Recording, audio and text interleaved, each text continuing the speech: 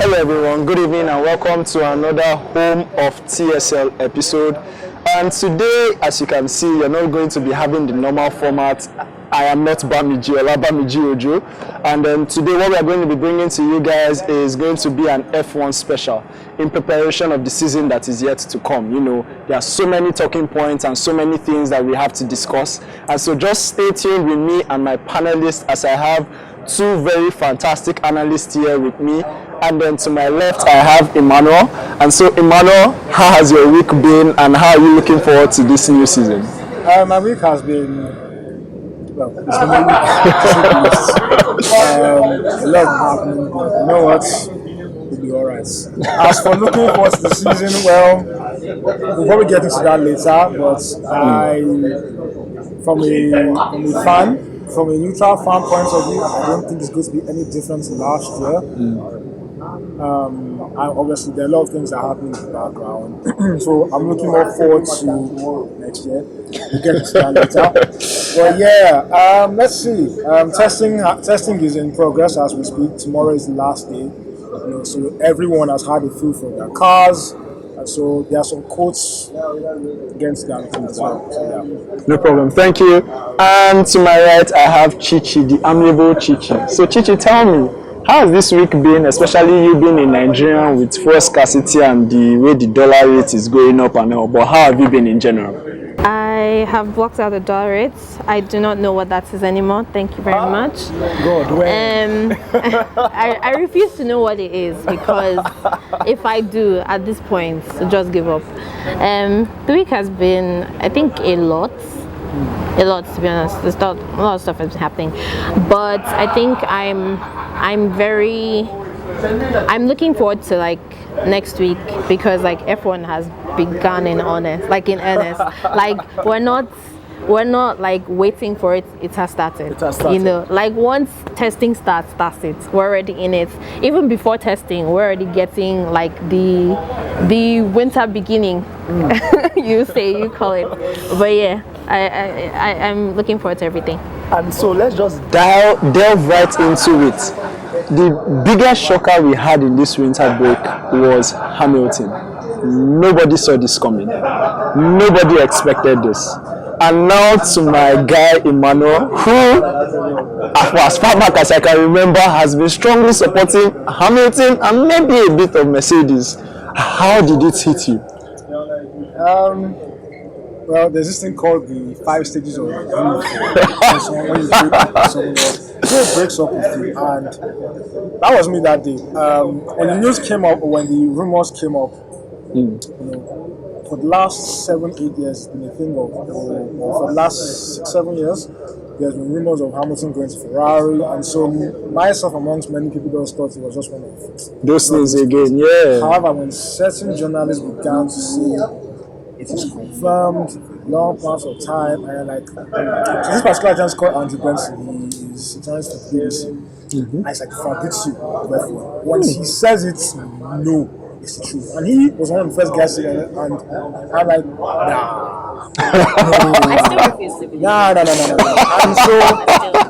so, there was the whole rumor, everything kept coming out. Toto had a meeting, Sky reported it, they confirmed it, and by 7 p.m. Mercedes released the statements and long statements. And Ferrari just came out and said, "Yeah, he's driving for us." That's it. You know the thing, Mercedes' statement didn't even like mention he was going to Ferrari. They just said, our contract between like Hamilton and Mercedes over. And then like a couple seconds after, Ferrari just come out and just like give us the full lowdown. No, like that day, I remember because I woke up. And then I kept seeing Fred said, because I had seen something about Fred saying that Lewis was joining. And I was like, okay, same rumors, same thing. Like, this is something we've been seeing every day. Like, we don't want to know about this. Yeah. Exactly. And then, consequently, it just kept, and I was like, no. I remember tweeting, I was like, nah, this is a lie. Same thing. And then it just kept. And I was just sat there in shock for hours, telling my friends, this cannot be real. So I think it finally hits when Mercedes released the statement. Because until then, but maybe it's one of those things where some rumors can sound Can have official, some but then truth Mercedes or will come out and say it's not, it's a blah blah blah. But then they release the statements with their official Twitter accounts, and you're like, oh my goodness, it's actually happening. Let me tell you this: head in hands, on my knees. Yes. In disbelief. I was sat for hours. I was sat on my I was just sat there for hours. Nearly moved to tears. Yeah, and for you to be a bit more personal. Yeah. I was just sat there for hours, like didn't know what to do. My friends were like, Chichi, it's happened, and I was like, no, it's not real. And then before I knew it, I started crying.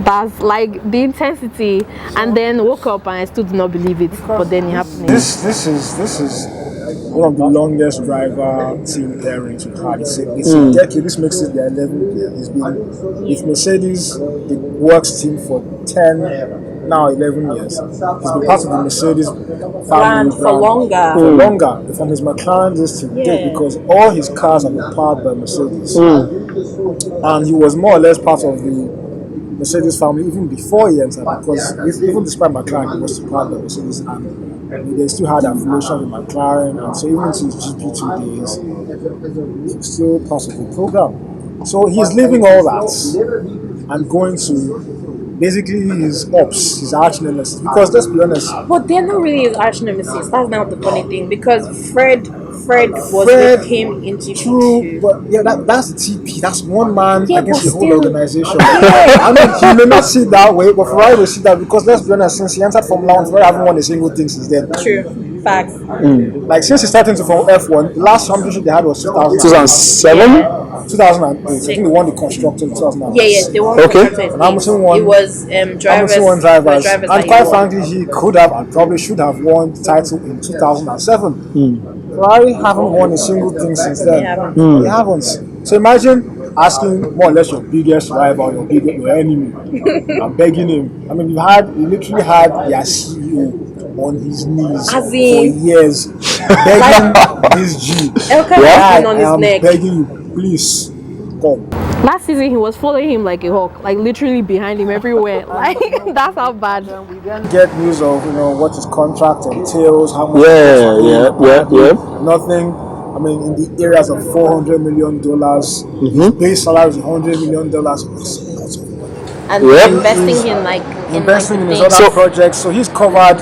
His children are covered. So if I were to just cut you short there, I know for every divorce or for every like breakup that has been on for years, there are usually like small causes and things like that. So Chichi, to you now, what do you think would have been like the major factors or the major causes for why Hamilton actually and Mercedes just couldn't work anymore?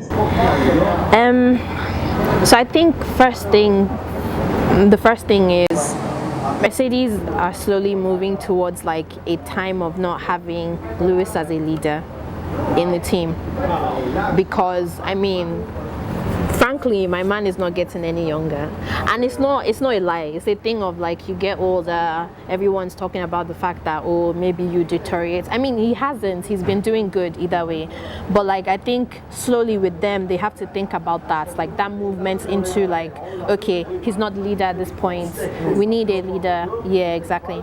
And then they have George, but then I think for me, where it sort of like soured was like the 1+1, like giving him a year and then just give him the year, and then after that there were I don't even know if you call it rumors, but then like he wanted to be an ambassador, which would have been so good for Mercedes, but then with like new leadership and stuff, they didn't accept that, they didn't want that, and that would have been so good for them, to be honest. Like he's been in your brand for like how long, and you're not like, and you're just going to throw that all away. Like it felt very, it didn't feel good. It didn't feel good, which is why I think at the same time there's that thing of like, in as much as I'm still shocked and I'm still very sad that he's moving to Ferrari. She says it with so much pain in her heart. Yeah, I still feel very sad. Yeah, like please go where you're loved. I love you very much. Like I love him so very much. I just want him to be happy. Yeah. I'm sure for Ferrari fans, they are all jubilating and dancing, and it feels like. So to me, when I heard the story, I was telling my guys that it feels like a story that has been scripted by the angels in heaven, because you can't tell me why the most storied constructor in in Formula One's history in Ferrari, and then you have one of the most decorated, if not a shout out for being the GOAT of Formula One. We will get to, let's not get into that argument. But then again, and then you have both of them combining. I'm sure the Ferrari fans must be excited. So okay. before you get, look at it this way. He's accomplished everything he has without Ferrari in his course. You know, he's a 7-time world champion, has the most wins, has the most poles, has the most wins across every single track by a couple. Yeah. You know, poles, positions, all those things. There's really nothing else he's looking for, because I'm sure if he had won that year, we probably won't be having this conversation. He would have retired. He's won everything. I don't think so though. Maybe. See, I think that's the thing that I was talking about with respect to age. Like he's done too well. I mean, the year that we will never speak of, that did not exist. That particular year, he would have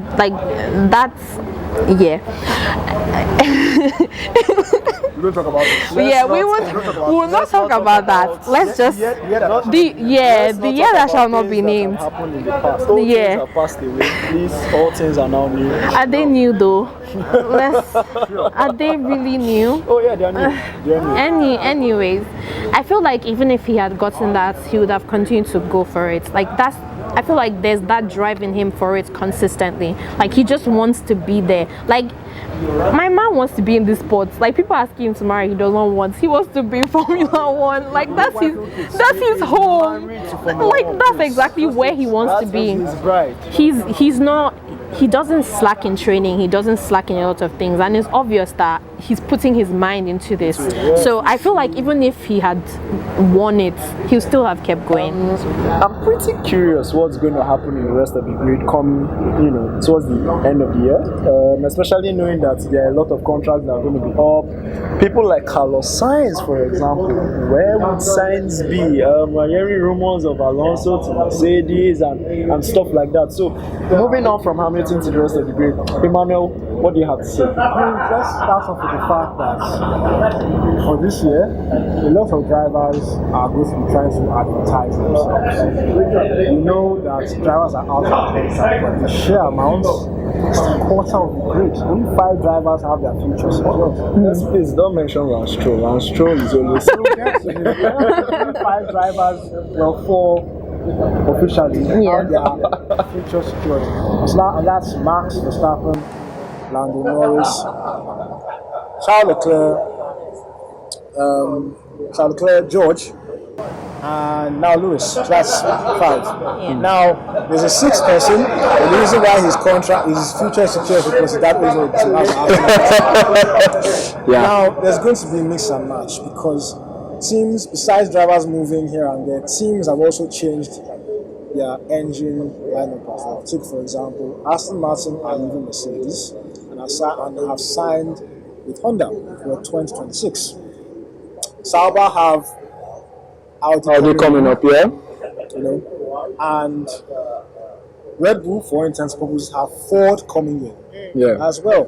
Now Red Bull have their own wireless people. Besides them being, them at the moment, their team principal has his wireless deal with Indian stars. Let's just let it slide.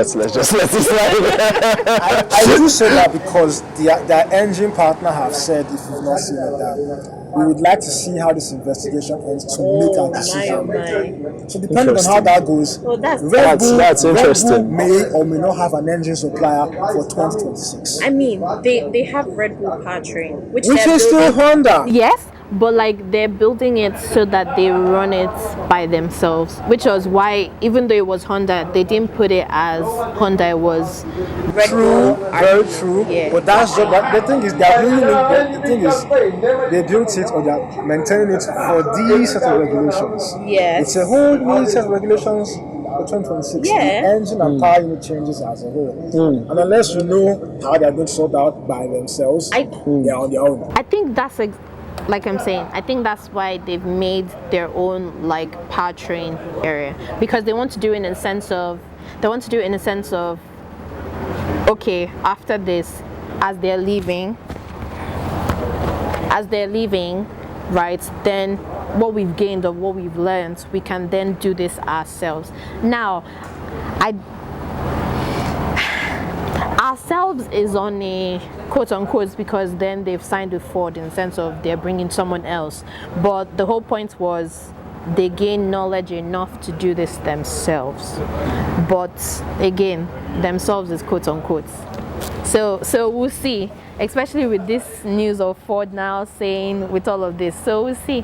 And then just to also chip in, while Hamilton was rumbling on in the background and all, and then we're hearing, Haas and letting go of their team principal. What that came out from nowhere, and I thought that was like a shocker itself. Yeah, so I know we spoke about it earlier, but I think it was a case of a power struggle where Gunther wanted more from the head of Haas, saying, look, we're struggling here, we need more facilities, we need more stuff. Yes, Ferrari do most of the work for us, but we need more stuff to work with. I think it was only last year, 2 years ago, that we found out that some of the equipment goes as far back as 2016. 17, Wow, yeah. yeah, wheel guns. Wow. As far that, so you can imagine them having to maintain that compared to things like McLaren and now Mercedes who have upgraded their State of the art and everything, yeah. So there's a lot going against them, and then being rejected or Andretti being rejected by F1 and True. teams like Haas struggling and like why I reject Andretti for a team like Haas that's struggling, even Sauber, yes, Audi's coming in and everything. Yeah, it's just unfortunate that it seemed like Haas, if they have working people, they can't make it work. Even their new team principal was like, for testing, we'll never look to see how fast our car is going. We just want to see if our car works with our tires. That's just it. So it's a shame, unfortunately, to be in their situation. But let's see how it goes for them. It could be better for them this year. True. Coming out, their car could be better. Yeah. I would have loved to just, avoid this particular conversation, but my panelists would kill me if I try to avoid it. But what do you guys think about, the AlphaTauri now becoming Visa Cash App RB? Visa Cash App RB. Now, I really don't know why they came, like every time they seem to make this notion that, we're moving closer to Red Bull. Okay, first of all, you were Toro Rosso, which is literally Italian for Red Bull. And that's understandable because you are their junior team. We know this. Then it changed to AlphaTauri to stick with the clothing brand. Which the FIA uses. Like, we'll just leave this out of that. This conversation for another day. Yeah. Conversation for another day. For another day. And then now, you're like the official thing is we're now moving closer to Red Bull in the sense of we're now Visa Cash App Red Bull. I'm like, I don't know, it doesn't make that much sense to me. Like, you're close to them either way. Like, it's set in stone. So I don't know why that change was really made as of I know, Emmanuel, you have a lot to say. You have been just holding it down, but you want to explode. So go ahead, sir. So the bicarbonate drinks, and their name is so long I can't be bothered. No. I mean, their system as AlphaTauri. They would bite you if they see this video. Yeah. Please, don't bite him. Don't come for him. That is their own wala. Let them do their own thing. Because they have, so every team, let's look a bit technical now. So every team is allowed to take parts from certain teams.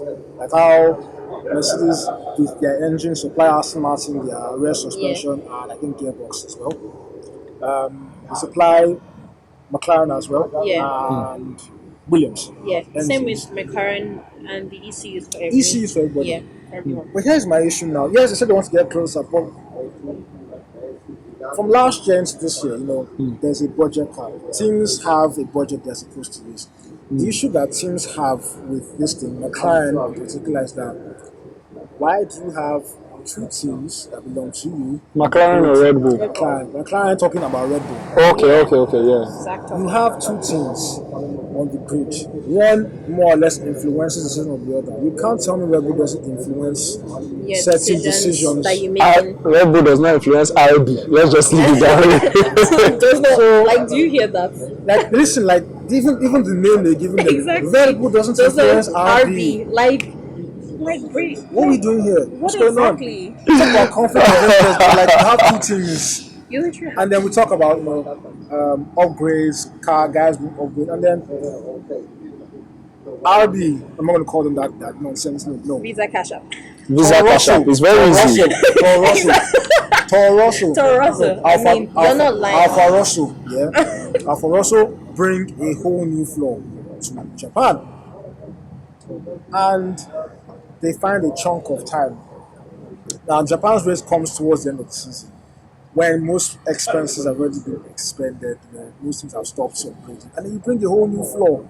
And like, where did you get the funds to make this? Do you know what it means to bring? And not that they brought one, I think they brought one or two new floors. After that, where are you getting this from? Who is giving this to you? Where is the money coming from?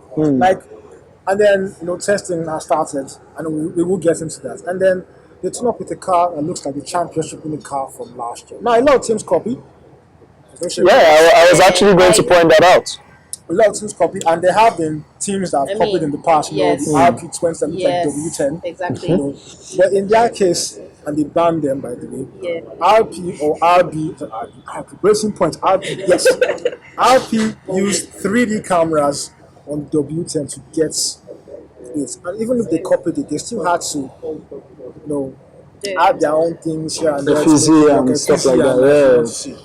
This car here looks exactly, and Like unfortunately for the us, now I don't like these regulations that much. You can't see the under part of the car, and that's where most of the downforce. That's where all the downforce or most of the downforce comes Is from. generated. Unlike 2021 where you could see everything from Exactly. everywhere, and it made things interesting. When a team changes, I'm like, okay, this is changed. You're looking for well upgraded, but here they just do the thing there like.